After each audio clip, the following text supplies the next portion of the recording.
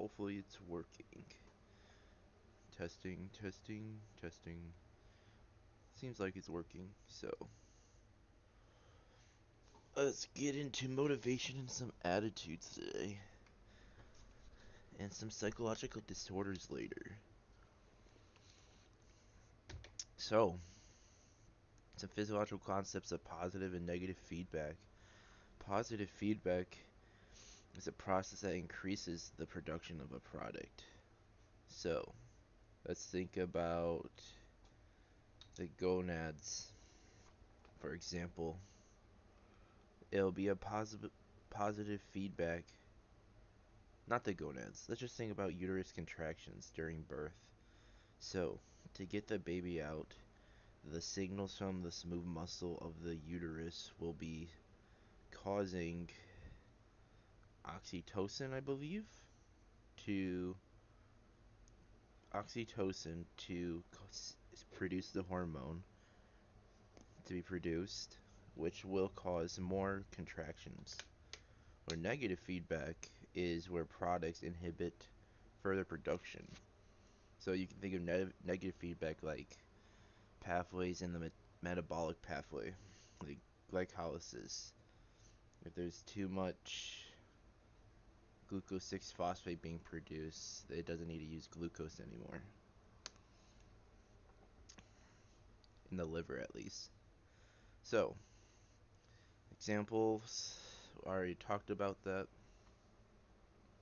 I'll give my own examples because biology major and I understand these mechanisms. So, instincts, arousal, needs, and drives. Drive reduction and cognitive theories. So, complex human experience involve motivation. Motivation asks the question why. Why do we think and feel the way we do? Motivation has 5 schools of thought / approaches. The evolutionary says motivation is just instincts and it's just how we survive. The drive reduction theory says it's drives versus our needs. Need is the lack of deprivation that recognizes the energized the drive or aroused state. The drive is the aroused state. So when we fulfill a drive, it reduces our necessary needs. So to maintain homeostasis, it needs to have a drive / need basis that's equal. So you're at the gym and need for water. Trainer says you need to do more exercise. In this example, needs water is the drive thirst. Doing push-ups is a means to fulfill a drive for water. Optimal arousal theory. People want to reach full arousal / alertness. Drives to get full arousal and natural high, a state we enjoy. So amusement parts. Cognitive motivation theory is that thoughts, processes are driven by behavior, such as a light bulb going off in one's head.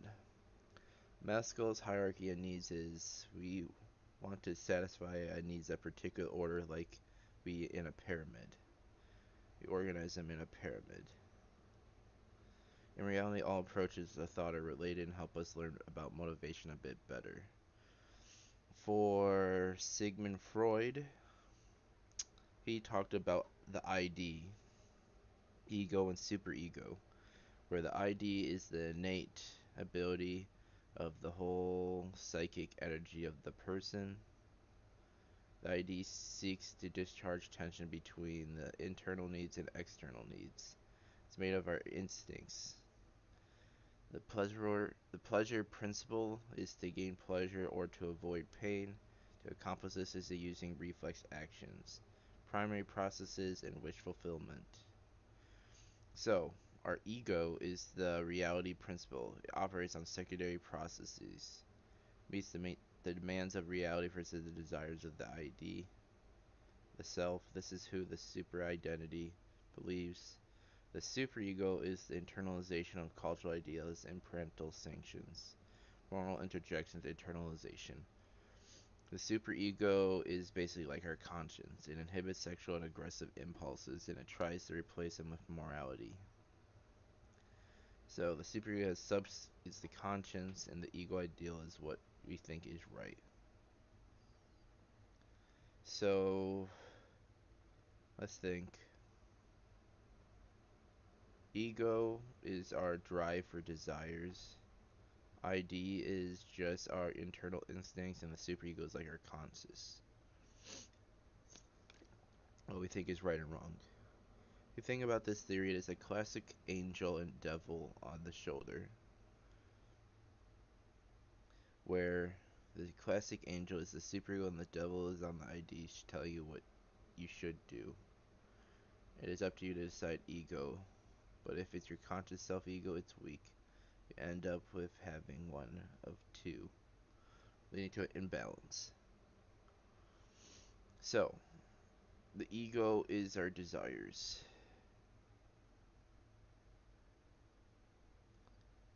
Ego is what balances our desires. So the ID is actually our desires and instincts. So let's remember, like, our desires is the devil ID, and the angel is our superego, which is our conscious. Okay. Motivational terms. Incentive theory of motivation calls attention to how factors outside the individual, including community values, are aspects of culture and motivates behavior. Extrinsic motivation is associated with rewards or obligated behavior, motivated by external rewards. Intrinsic motivation is internal motivation. Drive reduction motivation is based on the need to fulfill a certain drive, like thirst or hunger. Amotivation is the lack of motivation. So, now let's move into the Maslow hierarchy of needs. Maslow's hierarchy of needs is like a pyramid. We have that must be fulfilled at the bottom to top. These need to be fulfilled in a specific order, where the basic bottom ones are our necessaries to live, and then the top one is like romantic partners. But actually, here's the list. Acronym: please stop liking stupid shit. Please safely love or else suffer. So, physiology is food, water, breathing, sleeping. So our necessary needs. Safety is our safety of employment, health, resources. Third is love, needs to belong, acceptance, intimacy, social needs. Self-esteem is for respect. And then self-actualization is our max potential for moral basis. So, I guess else suffer. Is it else is esteem, I guess. So this is just showing the hierarchy: physiological safety, love, self-esteem, self-actualization. So it's in a hierarchy of a pyramid. There are more survival based are on the bottom, and then if we can reach our max potential, it's on the top. So for incentive theory, our acronym will be IOSE, and it's positively read. So incentive theory, when I hear incentive, it's like money, so it's going to be a positive reward. So incentive theory says a reward, intangible or tangible, is present that alters the effect of an action on causing a behavior change. In other words, causes a positive association meaning towards a behavior.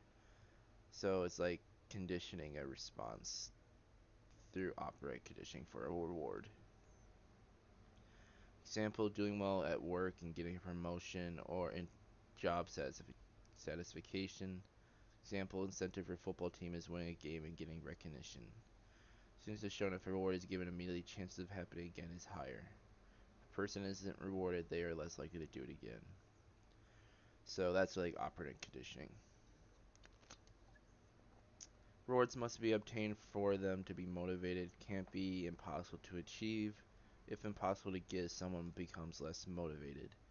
Incentive theory focuses on positive reinforcement is done through continuous positive stimulation. A positive reinforcement is given after a response to increase the response. You need to constantly give positive reinforcers. And negative reinforcement is the removal of a stimuli to encourage a response, which is an incentive theory. So, positive reinforcements, you're adding something to promote a response. A negative reinforcer is you're removing a stimuli to promote a response. Skinner was most distinguished incentive theory psychologist, said person will more likely do action I most positively receive. With Skinner's related to operant conditioning, so biological social factors, food, sex, and drugs. So, many factors that regulate our intake of food, sex, and drugs. There's two categories. There's biological factors, okay, and social culture factors. And the biological factors are hormones and brain regulates each drive by controlling them automatically. And then social culture is our conscious choices and how we express our needs. So, how do we regulate our food need? It's controlled by our hypothalamus. Our lateral hypothalamus acronym is lacks hunger if you have it destroyed. So it signals if you're hungry or not. The ventromedial hypothalamus signals when you're very hungry. So it tells you when you're full and when it's naturally working. Our hormone is insulin, which regulates blood and sugar levels, and then glucagon as well. For social culture, we eat for different occasions, times, desire, appeal, availability. Okay? For sexual, it's investigated by Master and John. And we can have MJ loves sex. They studied 100 of males and female volunteers during sexual activity. They measured the physiological indicator that turned the results in the sexual response cycle. Biological, the sex response cycle. First part of the cycle is excitement phase, marked by increased heart rate, muscle tension, blood pressure. Second is plateau, and third is orgasm, and then four is resolution/refractory period. So M and J also noticed sexual drive and activity was related to testosterone for women and men. So sexual activities increase testosterone, which turn into a sex drive. Also have a genetic predisposition to sexuality, and found by looking this for studying at homosexuality. Interesting. So social culture varies sexual response due to age, culture, background, stimulus, emotions, desires. Some hormones that regulate it in biology is prolactin, which is related to self-gratification with relieving sexual arousal after orgasm. Endorphins, which is producing feelings of euphoria and pleasure released after post-orgasm. Oxytocin, which is released after orgasm to facilitate bonds and feelings, connectedness. So, drugs. Drugs are the biological genetic component is that they can be gene related and they can be promoted to have a risk for developing abuse of drugs, withdrawal, cravings. So biochemical factors is imbalances in our brain. Drugs like marijuana, heroin mimic neurotransmitters in our brain. Cocaine causes the abnormal release of natural NTs like dopamine. Dopamine overstimulates and activates our brain lymphatic system, which controls our movement, emotion, motivation, and pleasure. While we perceive emotions and mood altering properties of drugs, we become in a state of euphoria. In using a drug, we abuse the drug, and it has that reinforcing effect that wants to stimulate the drug by the brain. Social culture is curiosity, novelty of a drug, rebel, poor control of user, cope with stress, low self-esteem. Remember Maslow's hierarchy of needs. Right below self-actualization. Relief from fatigue, feel good, and more prevalent in higher poverties. So drug use is higher in higher poverty regions. Alright, components of attitude. Attitude is a learned tendency to evaluate things in a certain way, evaluate people, issues, event, objects. So it's the way that we perceive different things in our environment. That's how I'll remember it. We could break down attitude into three components that shape our attitude. Affective, which is emotional. We may feel our emotions to a certain object or topic.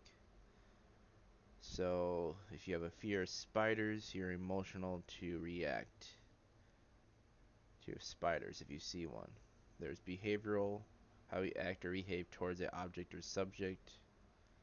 I will avoid spiders and scream, so that's your behavior response. Then you have cognitive component, which forms thoughts, beliefs, and have knowledge about a topic that can influence our behavior. So like a phobia is a cognitive process where you want to avoid seeing spiders. And then it's called the ABC model of attitude: affective, behavior, cognitive. So I'll just go through one example. One example is I love yoga because I got to meditate and I believe it helps me relax. So I go to class each week. I love yoga is emotional. I believe it helps me relax is cognitive, and behavioral is I will go next week. Makes sense. So attitudes influence behavior. There's four theories that explain why our attitudes influence our behavior. Starting with the first theory is theory of planned behavior. I have not heard about this one. So theory of planned behavior is intentions plus implications. We consider our implications of our actions before we decide on how we behave. The best predictor of our behavior is the strength of these intentions and implications. Intentions are based on three things: our attitudes, subjective norms, perceived behavioral control. Okay. Attitudes, subjective norms, perceived behavior control. So our attitudes towards certain behavior, subjective norms is what we think others think about our behavior. Perceived behavior control is how easy/hard we think it is to control our behavior. The attitude behavior process model is a event triggers our attitude, something that will influence our perception. Then attitude and same outside knowledge together determines behavior. Example, Tommy has attitude that junk food is unhealthy because many of his relatives have heart-related disease associated with poor eating habits. So when he's at home, he does not eat chips, soda, candy because his knowledge that these foods are bad to his health. He maintains a healthy lifestyle no matter where he is. Interesting. We have the prototype willingness model next, which is behavior is a function of six things. The combination of influences our behavior. Behavior is a function of our past behaviors, attitudes. Attitude explained by behavior processing model, attitudes of behavior. Subjective norms, our intentions, our willingness. Models as prototypes of our behavior to be carried out. Okay. So we basically, from our past experiences and our attitudes toward a topic, it determines if we're willing to act out that behavior through motivation. And then elaboration, likelihood for model of persuasion. You have more cognitive approach, focuses on why and how of persuasion. Two ways in which information is processed. These are what I need to know because I get these questions wrong when I practice my MCAT. So the central route of persuasion is the degree of attitude. So I'm highlighting these because I know I need to review these for the first time. So the central route of persuasion is the degree of attitude change depends on the quality of the argument by the persuader. So how much we are persuaded depends on the quality of the persuasion. Argument that words are central. Peripheral looks at superficial, expert, or nonverbal persuasion cues, such as attractiveness or status of persuader. The doctor himself is peripheral. He's the one delivering the words. So central is the words and ideas, while peripheral is the status of someone, basically. So example of this is if a drug representative comes to your medical practice and tries to convince their version of a drug, so the constantly look at the qualities of the argument. If they can market drugs better than another company, how well they present patient risk, how engaging they are, their experience in the industry, their knowledge of the company, how well they look. We process all these and we shape our attitude towards their company and their behavior. And our behavior. People strive for consistency between their attitudes and behavior. You wouldn't hold attitudes and then display a behavior that conflicts the attitude. You wouldn't say eating meat is immoral and then have a positive attitude towards eating hamburgers. People are more likely to be honest when social influences are reduced, such as secret balances. When general patterns of behavior are observed versus a single one is a principle of aggregation. So I can remember this that when specific actions are considered and when attitudes are made are more powerful through self-reflection. So principle aggregation is when general patterns of behavior are observed versus a single one. So, behavior influence on attitude. Is it possible for our behavior to shape our attitudes? Yes. So, this is social psychology content that I remember from my Kaplan book that I read. So strong social pressures can weaken attitudes to behavior connections and cause our attitudes to follow our behaviors. So, we have the foot in the door phenomenon, role playing,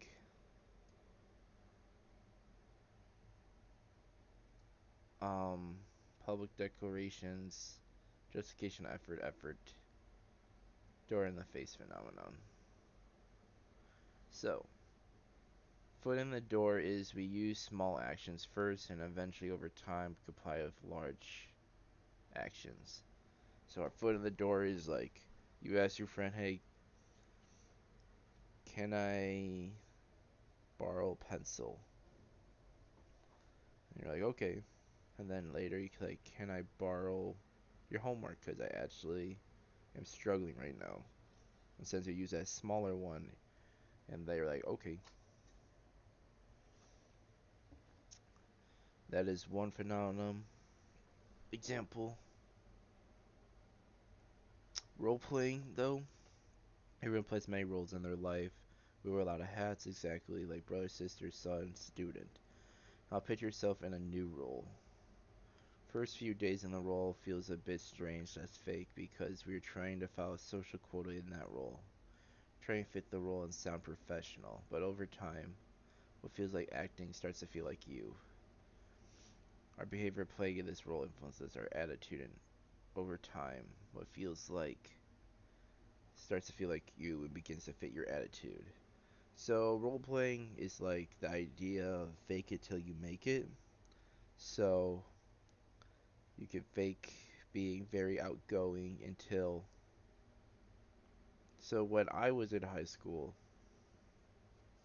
I was more shy and like introverted. But I said to myself before freshman year that I wanted to be more extroverted and have a lot of connections when I was at college.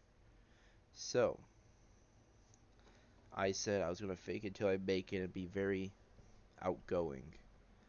Even though if I would feel uncomfortable, I would just look at the mindset that I'm faking it until I feel like I'm comfortable. And now I feel like it's just integrated into my personality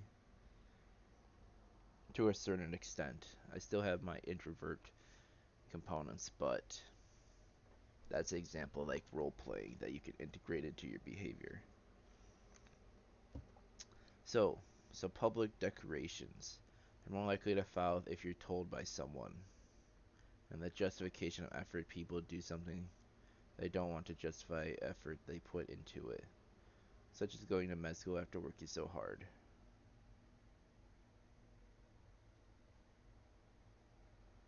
So effort justification is the idea paradigm of social psychology stemming from Fistigger's theory of cognitive dissonance. I need to learn this idea because I always Google it because I never heard it before, and I finally get to read it for the first time. Effort justification is people's tendency to attribute to a greater value to outcome for a person's effort. Door in the face is you over phenomenon is that you ask for something very big, like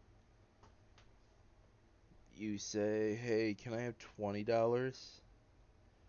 and they'll say no, and then you're like, "All right, how about instead, can I have like a couple dollars for this soda?" And they will most likely be persuaded, if anything. But that is like how an example of that phenomenon. So the cognitive dissonance theory, I need to review this, so I'm going to highlight this. Cognitive dissonance is the discomfort experience when holding two or more conflicting cognition ideas. So, okay. These conflicting ideas lead to feeling or discomfort which we want to elevate. These conflicting ideas can be elevated by alterations to our beliefs and behaviors. We want to reduce the discomfort by minimizing the dissonance. Contradictions is an example of cognitive dissonance. 4 things we do to reduce our cognitive discomfort. The example to explain this concept is a bit better. One who smokes, a smoker who smokes. Example, smoker says, "I smoke," and now learns that smoking leads to cancer. In light of this information, 4 things might happen. Okay. Number 1, they modify their cognitions, changing their way of thinking. A person's actions, behaviors reduce the discomfort of a person has on the ability. And then they trivialize, which makes less important, make trivial, and change the importance of cognition. Smoker might say evidence is weak and say smoking causes cancer.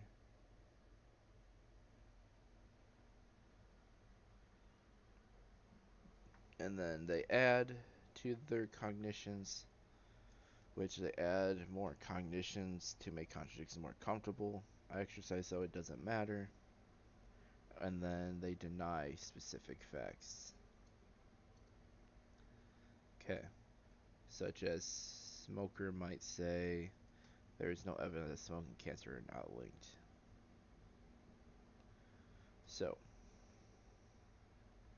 the key point is people strive for harmony in their thoughts, actions, and words. As soon as our cognitions and attitudes don't align, we have cognitive dissonance. We modify our behavior or our cognitions to reduce our discomfort between the ideas. Behavioral change is not usually achieved successfully through shock or scare tactics, and they do not necessarily create dissonance. Passive or educational strategies tend to create dissonance. Selective exposure would most likely refer to avoidance or reduced dissonance. So, post-decision dissonance often follows an impulse purchase that is difficult to return. When someone does something and there is a minimal justification for them doing it, it creates more dissonance than it can explain through a significant rationality. The dissonance then acts to make them internally justify the action, saying, "I want to do it anyway because I was doing that sort of thing." Change interest with compliance. Small rewards changes cognitions. Large rewards just compliance. Minimum justification principle. When someone does something and there is a minimal justification for them doing it, it creates more distance than they can explain it. And it can occur after buying something you didn't want to. Need to introduce a new cognition to create cognitive dissonance. This is best done through the action of a participant which affirms a second cognition. New information would not do this, as a cognition needs to be developed and internalized. Okay. Situational approach. The situational approach of behavior, we are placed in new situations every day. These situations affect our behavior under the branch of social psychology. Okay, so entering social psychology now. Social psychology is a branch of psychology that analyzes the situation approach to behavior and emphasizes influence on social phenomenon and people interactions with each other on the influence. It focuses on interactions between individuals and changing external environment circumstances over internal traits, internal motivations, and stable personality traits. Focuses on interactions between individuals and their environment. One situation is not predictive of how someone will act in another situation. Okay? People behave differently depending on their situation, external instead of internal. As human, we judge persons on just one instance of behavior. Hard to predict behavior off one situation. Have to acknowledge we have sometimes behaved differently. Can't judge a book by its cover. Attribution is the process. Attribution is the process of inferring causes of events / behavior. Attribution can be internal, external. Our focus will be on external. Every day we make tons of attributions on the environment, our own behavior, and those around us. Inference a person is behaving a certain way based on the situation they're in. Three main parts of external attribution is constancy, distinctiveness, and consensus. So constancy is, does this person usually behave this way? Distinctiveness is, does a person behave differently in different situations? Consensus, do others behave similarly in this situation? If a person is consistent in all situations, they may not, then may be not external environment or internal environments being described.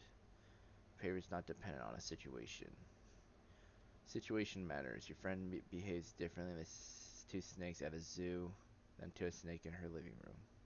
You see someone in more circumstances, you find out more about them. To determine the attribution of behavior, one must determine if behavior is constant. Does a person typically behave this way? One must determine if the behavior is distinctive. If this behavior is different than it would be in other situations.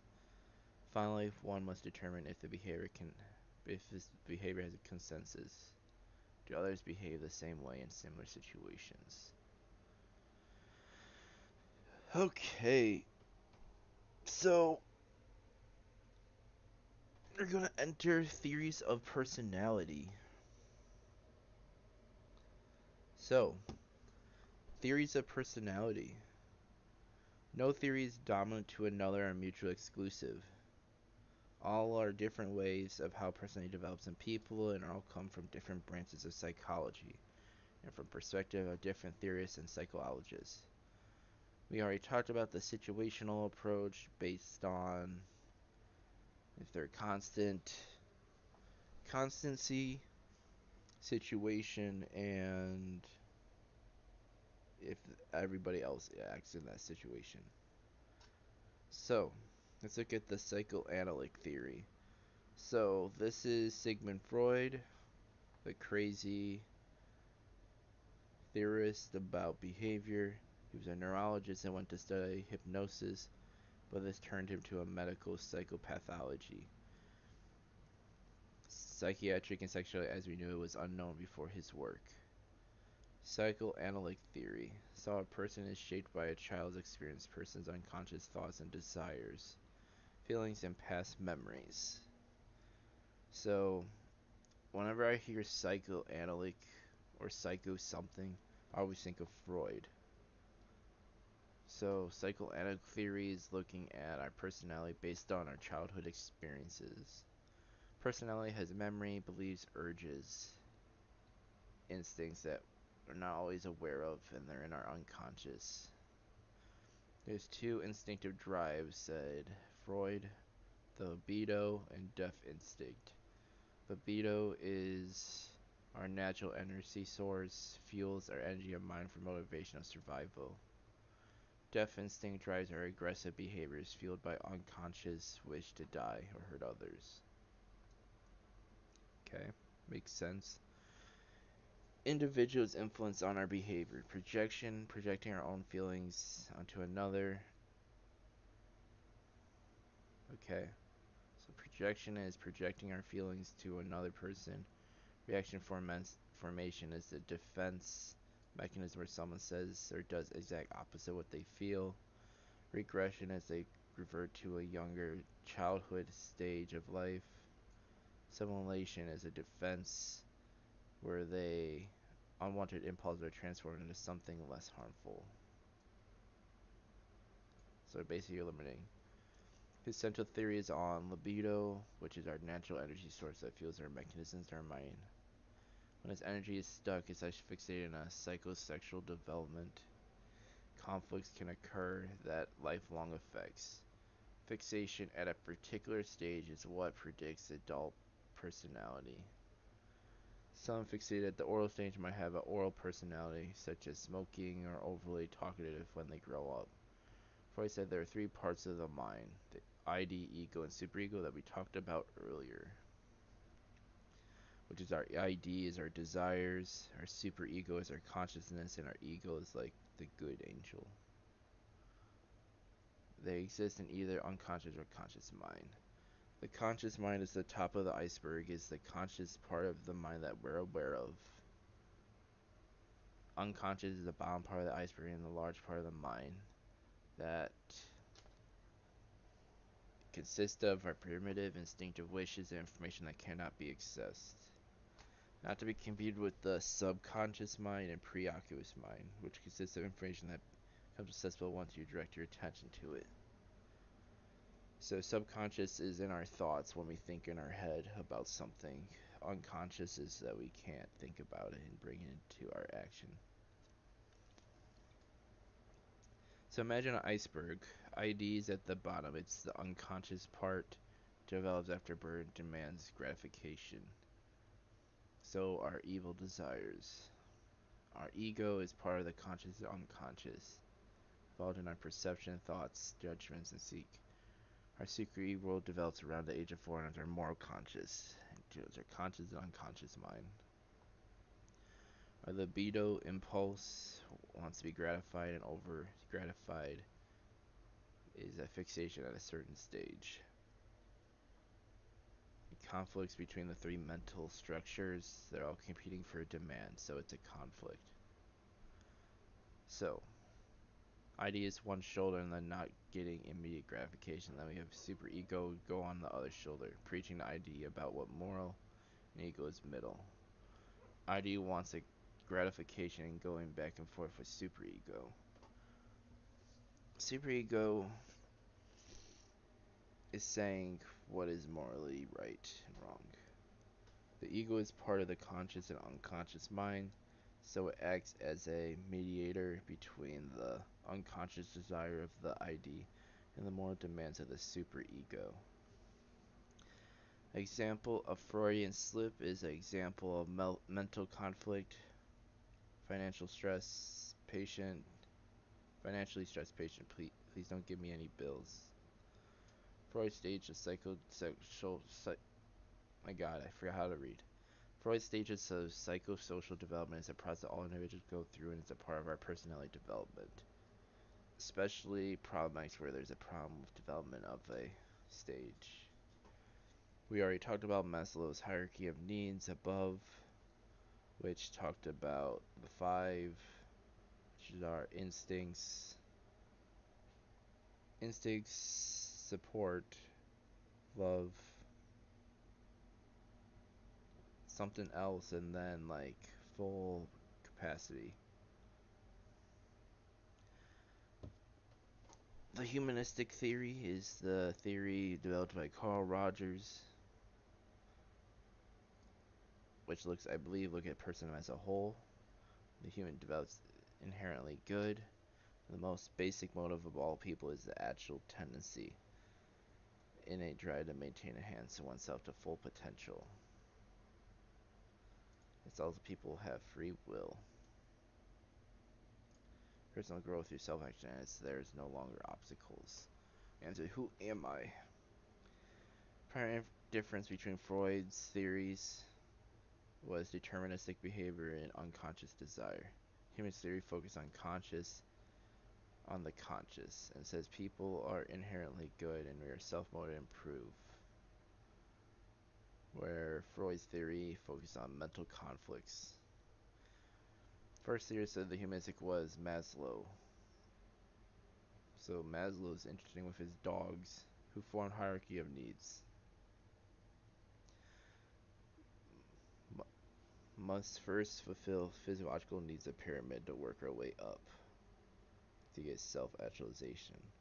Self-actualizations are rare achieved, only 1% of people ever reach it. Self-aware, caring, wise, and eternal as a problem. They have a higher purpose, informing large causes and less about basic aspects of life. They strive to think of larger causes. Carl Rogers is a humanistic theorist, says quality Maslow described are nurtures early in life. Self-actualization is a constant growth process, nurturing and growth promoting climate. In order for this climate to help someone reach self-actualization, two conditions that need to be met. Growth is nurtured with genuine, and second, growth is with acceptance. Our ideal self we can't live up to the bounds of by condition. Humanistic Maslow actualizes, humanistic Roger accepts. So there's two different types. Humanist generally believes that people can actually reach. Both Roger and Maslow have the general idea of self-concept. By self-conscious achieved when we bring genuine acceptance together to grow first, promoting climate. When there's a discrepancy between a conscious value and unconscious true value, there is a tendency must be resolved. Genuine acceptance and genuine acceptance equals self-concept. Importance of congruence between self-concepts and our actions to be fulfilled. Oh my, there's a lot. We'll stop at page 155 though.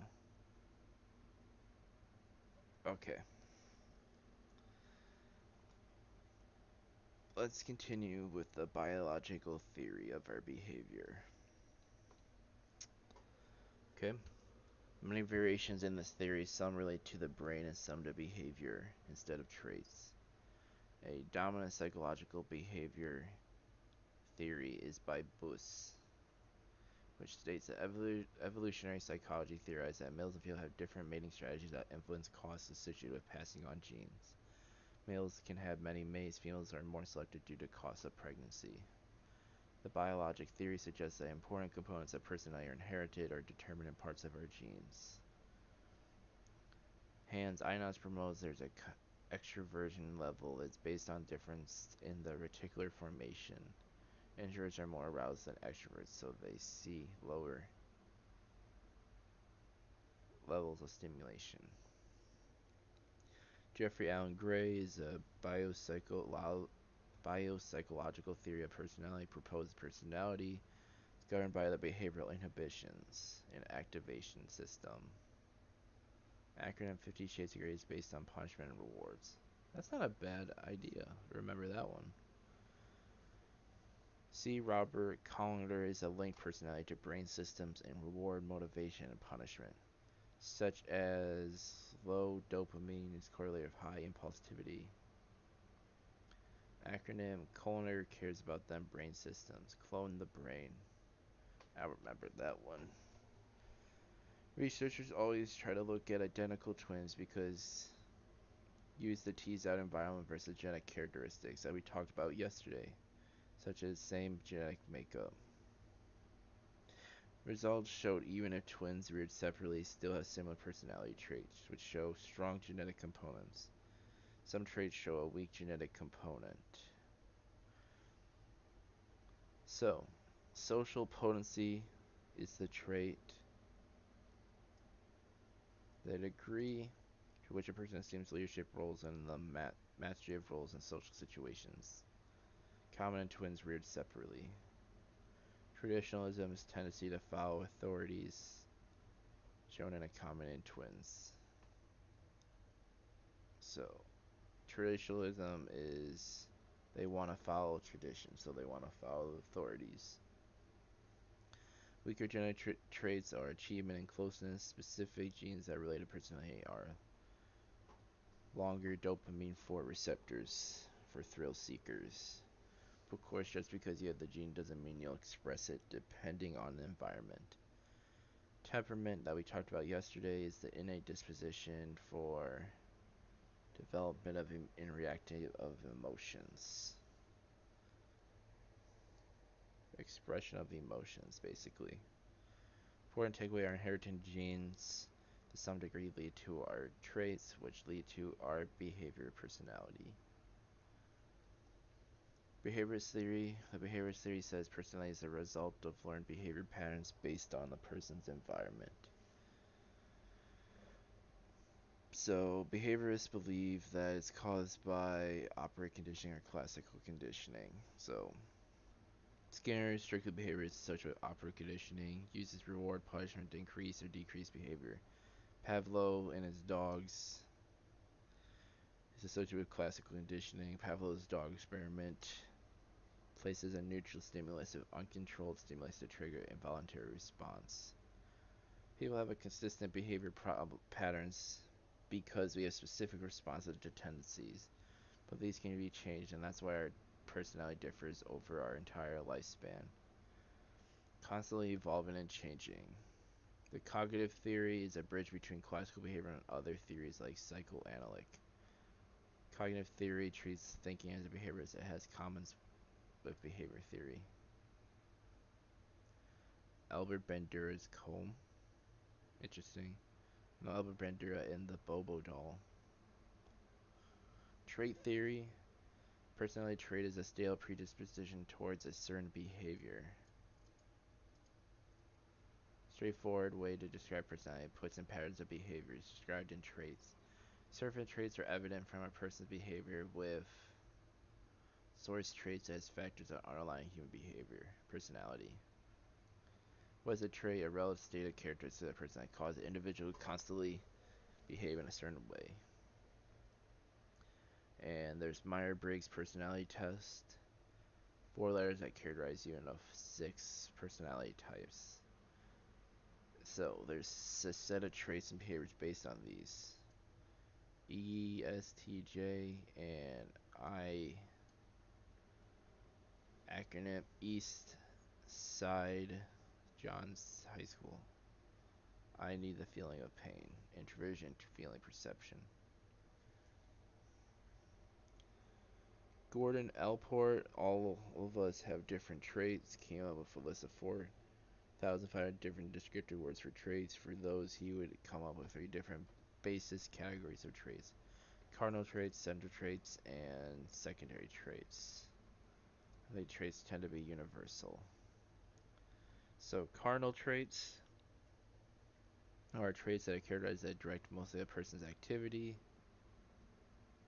So think like the cardinals directly pick the Pope. So these are directly based on a person's activity. Central traits are less dominant than cardinal, and it's like honesty, sociability. Secondary traits is preference for attitudes and love for modern art. So these are like the lowest tier. Yeah, here's just an acronym. A cardinal named Elport can sing. Okay. Raymond Cattell proposed we have 16 essential personality traits represent basic dimensions of personality. Turn into 16 personality factor questionnaire. We talked about ESEC earlier. We said ESEC says we propose all traits at different degrees. ESEC says we have 3 major dimensions of personality which encompass traits that we possess. The degree to which individuals express them are different. We express varied degrees of neuroticism and extroversion. We also don't necessarily have psychotism. So I never heard of these that well. Psychotism is the degree in which reality is distorted. So like think of like a psychotic break, it's your reality is being distorted. Extroversion is a degree of sociability, which I think everybody heard about. When you say you're extrovert or introvert. Neuroticism is emotional stability. So think neuroticism is emotional stability. There's five factor models found in all people in all populations. Openness, consciousness, extroversion, agreeableness, and neuroticism. Use the acronym OCEAN. So, openness is the independent versus conforming. Consciousness is careful versus careless. Extroversion is quiet versus talkative. Agreeableness is kind versus cold. Neuroticism is stable versus tense. Emotions, calm versus anxious. Kittel, ESEC, and Big Five all use factor analysis. Statistic method that categorizes and determines major categories of traits. Edwards theory did not. He used different methods. Okay. So, observational learning. So this would be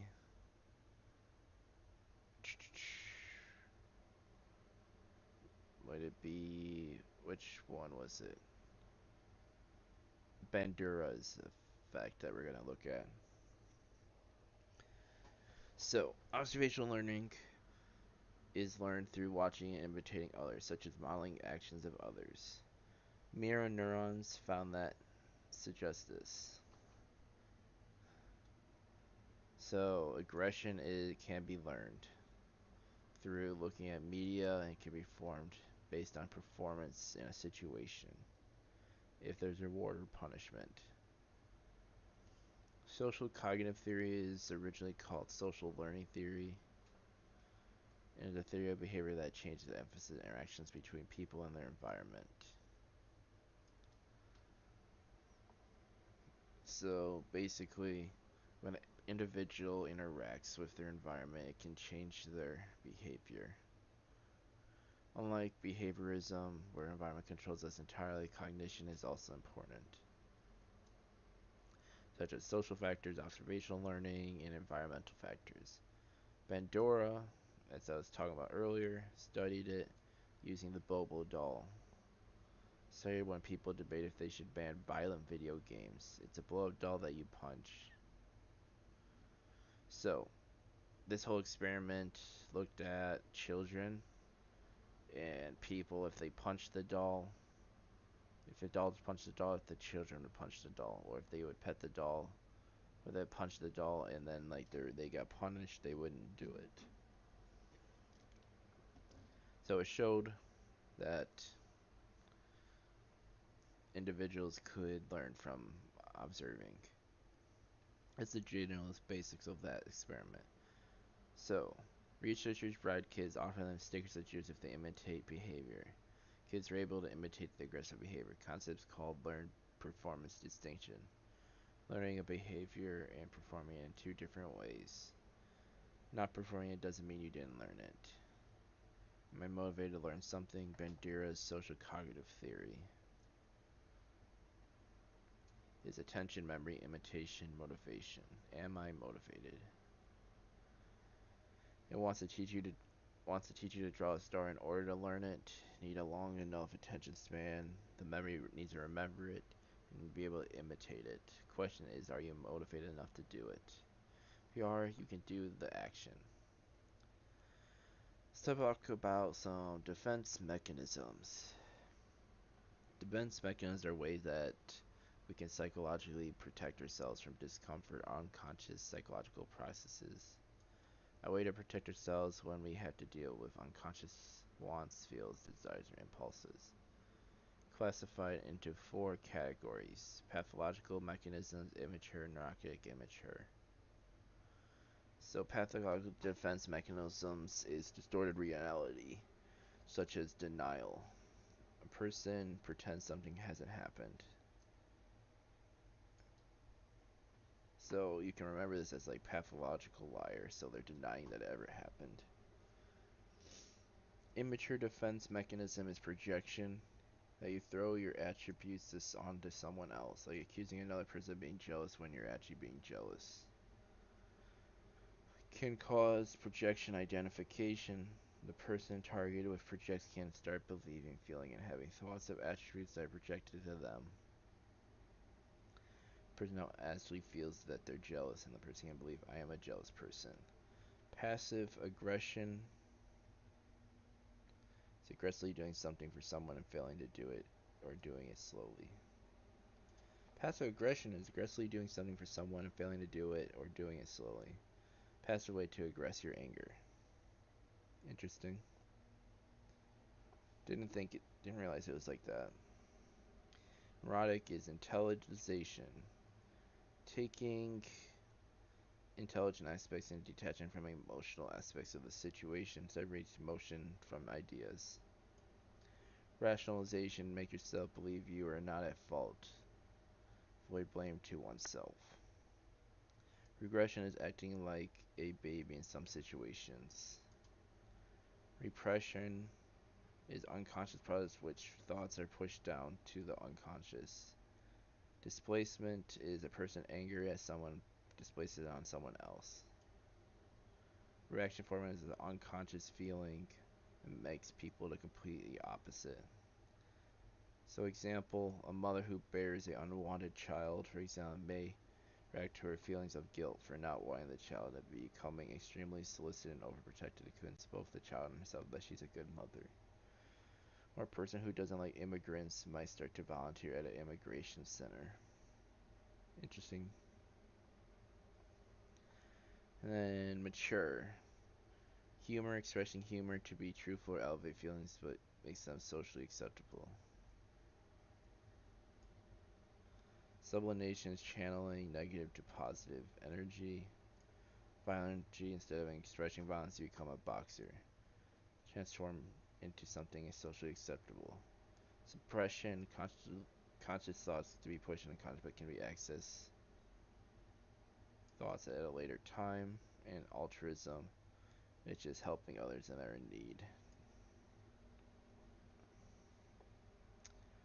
And then Freud's death drive and reality principle, pleasure principle.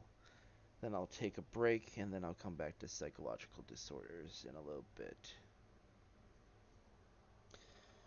Freud outlined the pleasure principle of the reality principle. The pleasure principle is, as a young child, if you want to immediately feel pleasure, to avoid suffering, not willing to compromise. Example, I want the candy now.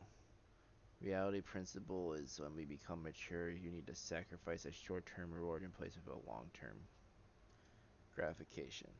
Not always going to get what you want, and the outside world might tolerate your behavior.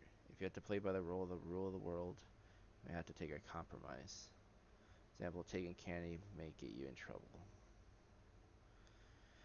Both reality and pleasure principles fill the task of gratification. With results principles, you might have to wait for gratification. We have several drives, intrinsic, universal feelings we all have towards varying things. Examples of drives, ursal drives are life drives. Life drives are like health, safety, sex, come of love, cooperation, collaboration. Phantos is death drives. Self-destructive harm to others that come of fear, anger, or hate. So we'll pick up with psychological disorders in a little bit, but it's break time.